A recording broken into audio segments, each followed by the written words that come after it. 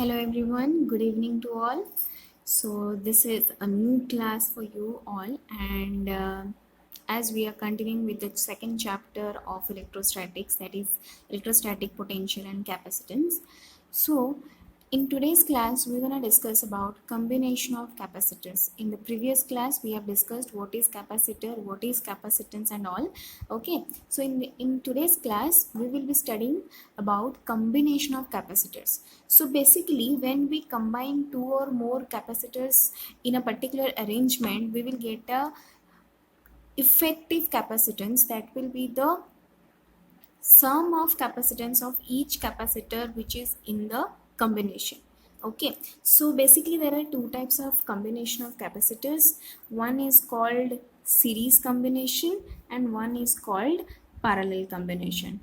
Okay, clear? So now we will be dealing with series combination of capacitors. Series combinations of capacitors. Now see, what kind of combination will be known as series combination? Suppose some of your friends are going somewhere or are playing in a ground, suppose. So you are supposed to stand in a particular row. So what you all are doing is, someone is standing, first one, let it be first one, it's standing by holding the left hand of the second one with his right hand. Okay, now the second one is standing by holding the right hand of the third one. Now the third one is holding the right hand of the fourth one. If I see from the other end, then from the other end or from the right end, the person will be holding the right hand of the second last, then the third last, and the process will go on. Now what we are observing is each one is standing by holding the next one's right hand, or from the other end next one's left hand. Okay, in this manner this kind of combination is known as series combination. Okay, so let me tell you about capacitors.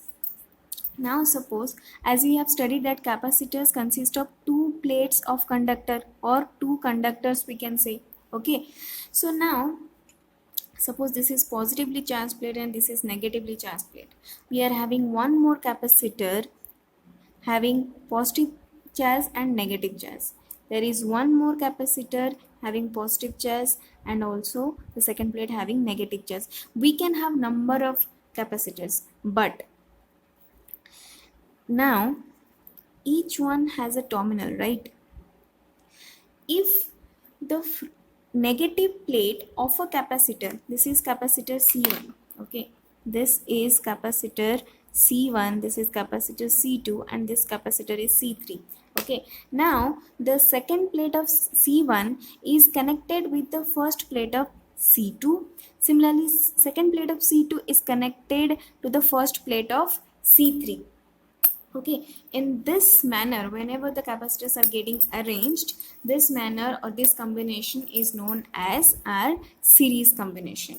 Getting my point? So we can clearly say that when the negative plate of one capacitor is connected to the positive plate of the second, and the negative plate of the second capacitor is connected to the positive plate of the third, then this kind of arrangement or this kind of combination of capacitors is known as series combinations. Okay, now why I am taking this positive and this as negative? Yeah, of course these are two plates, but the ends of the capacitors are to be connected with the terminal of a battery.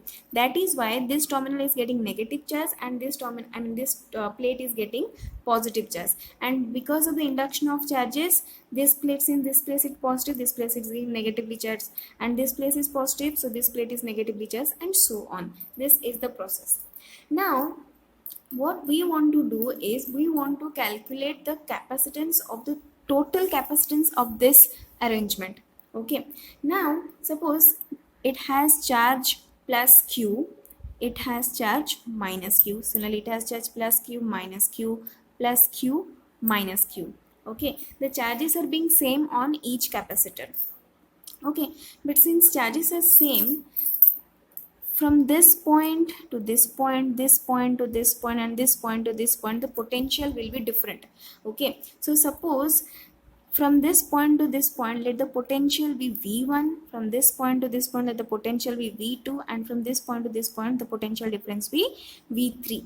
Okay. Now, the total potential of such a combination will be the algebraic sum, that is V is equal to V1 plus V2 plus V3. Isn't it? Yes or no? Okay.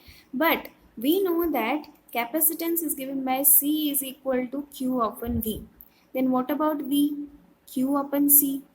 Right? So I can write V instead of V, I can write Q upon C. Okay. If the total charge of the combination is Q, then Q upon C is equal to Q1 upon C1 for first capacitor. Similarly for second capacitor, Q2 upon C2, and for third capacitor, Q3 upon C3. Right? Sorry, this is not Q1. Charge is same in all over the capacitors. So taking Q common on both sides, I'll be getting 1 upon C is equal to 1 upon C1 plus 1 upon C2 plus 1 upon C3. Okay, so this is nothing but our equivalent capacitance, we can say.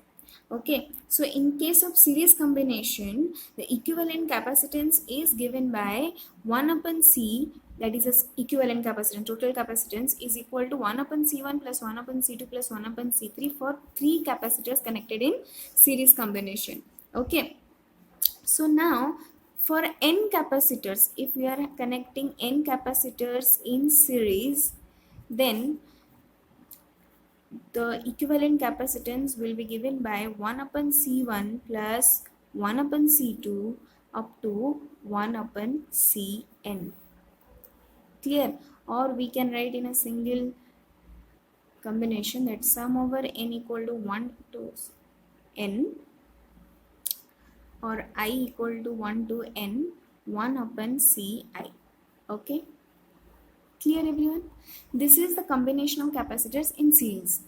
Now we will move on to the second combination, that is nothing but our parallel combination of capacitors. Okay, what we are dealing with, that is parallel combination of capacitors. Now what we will do? Now suppose what we are doing is, you people are standing in a column. Okay, you all are standing in a particular column. Now what I will do, I'll collect all your right hands and tie with a rope, and all your left hands tie with your rope. Getting my point? You 5 people are standing in a column, and I'm taking everyone's right hand and tying with a rope, and the left hand is also I'm tying with a rope. So we are getting a common combination of hands, right? This kind of combination is known as parallel combination. Now see what happened in case of capacitors. Suppose we are having a capacitor, okay, having capacitance C1, suppose. Okay, now suppose the charge is plus Q1 minus Q1. Then again we are having one more capacitor of capacitance C2 having charges plus Q2 minus Q2. Okay, and third capacitor having charges plus Q3 minus Q3 with capacitance C3. Okay, now what I said, I have to collect all the right hands tying with a rope and all the left hands tied with a rope, right? Excuse me. Yeah, so now what we will do, we will connect all the positive plates of the capacitor to one point. Okay, getting my point? Or we can do it like this manner, we can join by this. Okay, we can do whatever we want. So now this plate is getting connected to the positive terminal of the battery, or we can do like this. The thing is, all the plates are getting connected to one single point of a battery. Now this is the positive terminal, this is negative terminal. Okay, this point, suppose this is point A, this is point B. It is getting connected to positive terminal. So all the 3 positive plates of the capacitor getting connected to the positive terminal, and all the 3 negative plates of the capacitor getting connected to the negative terminal of the battery. Okay, so since they are connected to one single point on either side, the potential for each capacitor is being same, but the distribution of charges is being different. Okay, unlike in case of series combination. Now what about the equivalent capacitance? See, so we can say when the positive plates of all the capacitors are connected to one common point and all the negative plates of the capacitor connected to one common point, then the capacitors is said to be in parallel combination. Now suppose the three capacitors are having capacitance C1, C2, C3 supplied, they are supplied with a potential difference V across them, then the charges at each capacitor are given by Q1 will be equal to C1V, Q2 will be equal to C2V, Q3 will be equal to C3V. Correct? So now I can write the total charge of the capacitor is Q, that will be Q1 plus Q2 plus Q3. Okay, and where Q is nothing but the total charge of the capacitor, so that can be written as CPV. Why I am writing CP? CP is the equivalent capacitance of the capacitors connected in parallel combination. Okay, so CPV will be equal to C1V plus C2V plus C3V. Okay, now since potential is same across each capacitor, I can write Cp is equal to C1 plus C2 plus C3. So this expression is nothing but the equivalent capacitance of parallel combination of capacitors. So I can write Cp equal to sum over I equal to 1 to n Ci. Okay, clear everyone? So the charge is directly proportional to its capacitance in case of parallel combination, and the potential difference across capacitor is inversely proportional to the capacitance in case of series combination. Okay, potential is inversely proportional to the capacitance, and here in case of parallel combination the charge is directly proportional to the capacitance. Clear? You have to remember this. In case of parallel combination, charge is directly proportional to capacitance, whereas in case of series combination, potential is inversely proportional to capacitance. Okay, this is the key point for series combination and parallel combination. Okay, so now this is the thing about combination of capacitors. So since, as I have told you, that capacitor is something which has the capacity to hold charge, since it is holding a charge, it must have some kind of energy. Okay, so now our task is to know the energy stored in a capacitor. Okay, so we will be dealing with now the energy stored in a capacitor. Okay, so for that thing, the process of charging of a capacitor is due to the transfer of charge from one plate of the capacitor to another plate, or we can say from one conductor to another conductor. Okay, so during this transfer of charge, the work must have been done during this charging process. Okay, and this work done, it's stored as electrical potential energy.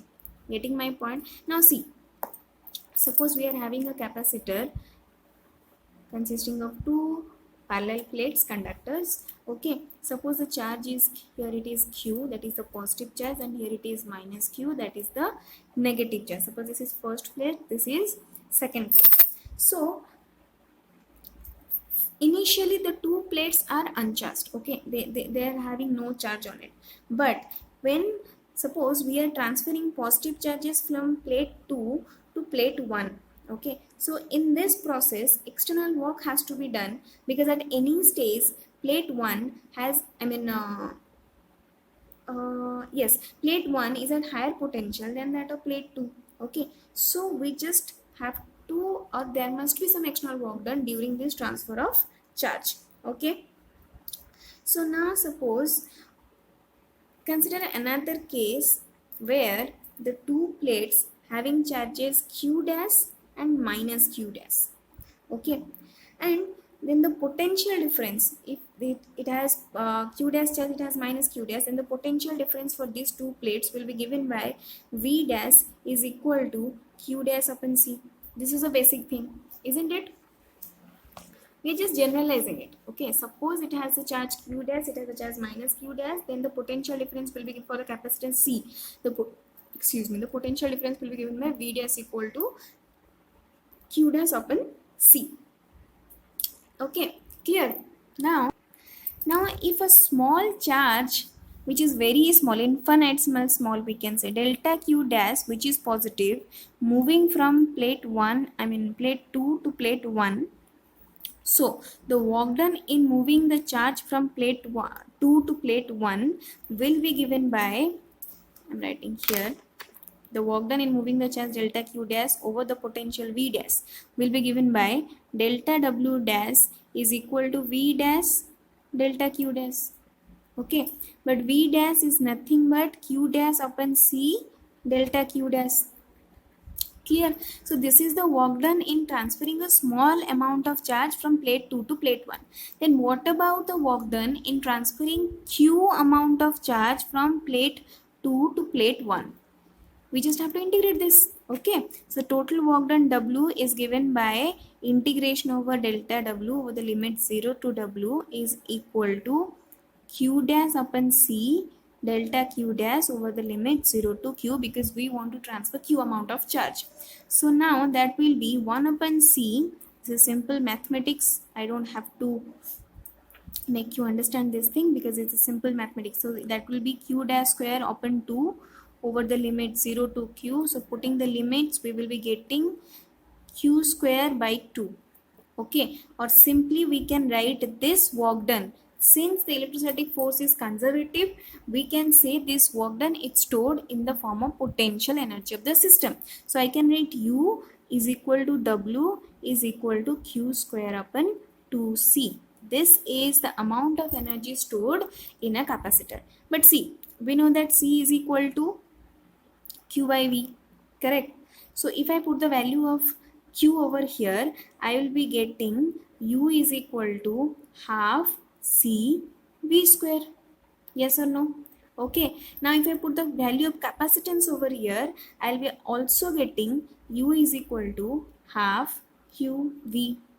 This is for q is equal to cv, and this is for c is equal to q by v. Clear, everyone? Okay, so these are two different forms of energy stored in a capacitor. Clear? But now see, the energy stored, the thing is, when the capacitor, this is the case when the capacitor is getting charged, but when the capacitor discharge, the stored energy will be released. Yes or no? If during the process of charging the capacitor is getting this much of energy, during the process of discharging this also release this amount of energy, right? So how much energy it is being released? Now see,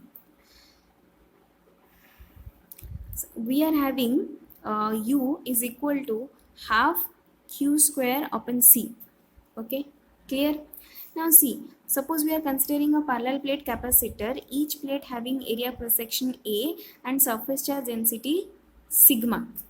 Okay, so now for this thing I can write half q square for this combination or this kind of situation. Q will be equal to sigma, sigma A, right?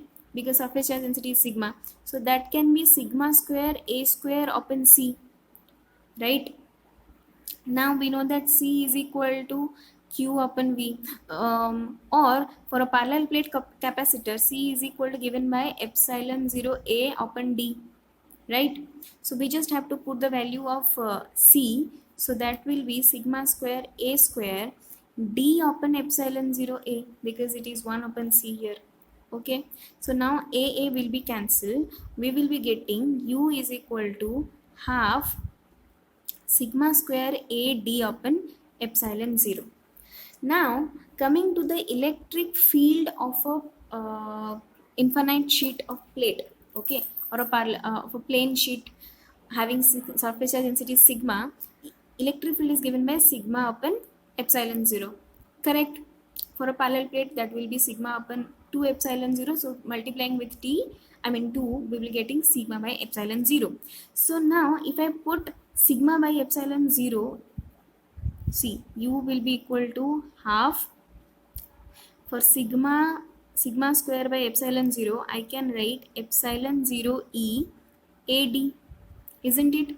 Now see, a is the area, d is the distance between the two conductors, right? So area into distance, that is nothing but volume. So if I want to calculate this energy, this is the energy stored per parallel plate capacitor. But what about the energy stored per unit volume? That is known as energy density. That is energy stored per unit, we can write per unit volume. Okay, so that will be u upon ad, right? So we will be left with energy density, I am writing ed for energy density as half, sorry, this is e square because this is sigma square, so half epsilon 0 e square. Okay, so this much energy is stored in a capacitor. Now when it discharges, it releases energy, and this energy can be viewed by this kind of thing. Okay, so although we have derived this energy density for a parallel plate capacitor, but it is valid for any kind of charge configuration. Okay, clear? So this is, we can say, the energy density of electric field through a parallel plate capacitor, or for any kind of charge configuration, this is the energy density or electric energy density or energy density of electric field, we can say. Okay, so this is the thing, we have this much only of this chapter, but I just want to solve a numerical to make you acquainted with the combinations, series and parallel combination, how we'll calculate. Okay, so just see, we have a question with us now. This is the circuit we have given, and the question is find the equivalent capacitance between terminal A and B. Now see, there are 4 capacitors. Now these 3 capacitors have capacitance each 9 microfarad. This fourth one having capacitance 3 microfarad, and we have been asked to find out the capacitance between these 2 terminals. Okay, now see, if I write A here and B here, okay, so now in between A and B, forget about this thing, in between A and B we are having 3 capacitors, so I can write it like this, isn't it? Suppose this is C1, C2, C3, and this is C4. So for C1, C2, C3, this will be the straight line, or this will be the combination, right? Now if this kind of combination we are having, this is nothing but our series combination, right? And for series combination, we know that equivalent capacitance is given by 1 upon Cs is equal to 1 upon C1 plus 1 upon C2 plus 1 upon C3. Okay, so now 1 upon Cs is equal to 1 upon 9 plus 1 upon 9, 1 upon 9, that is equal to 3 upon 9, that is equal to 1 upon 3. So the equivalent capacitance of these 3 is Cs is equal to 3 microfarad. Okay, but this is not the answer because it is asking capacitance between A and B. So now if this is connected to one value now, that is 3 microfarad, so now the circuit will be like this. If this is point A, this is point B, here we are having a capacitor that is C4 of 3 microfarad. Now we are having the Cs over here, which is also having 3 microfarad capacitance. Yes or no? The equivalence of these 3 capacitors is Cs. Okay, so now see, these are connected to these 2 common points, that is AB. That means these are having common potential. If they are common potential, that means they are in parallel combination. So now Cp, that is equivalence capacitance of these 2, will be given by Cs plus C4. So that is equal to 3 plus 3 is equal to 6 microfarad is the answer. Okay, clear. This is the way we can calculate the equivalent capacitance whenever we are having combination of capacitors in a single circuit with parallel and also in series. Okay, this is one example, and there are various other ways also explaining this combination of capacitors we will see in the next class. Okay, but this is the end of the chapter, let me tell you. Okay, go through it. Any doubt we can discuss in your class. Thank you everyone.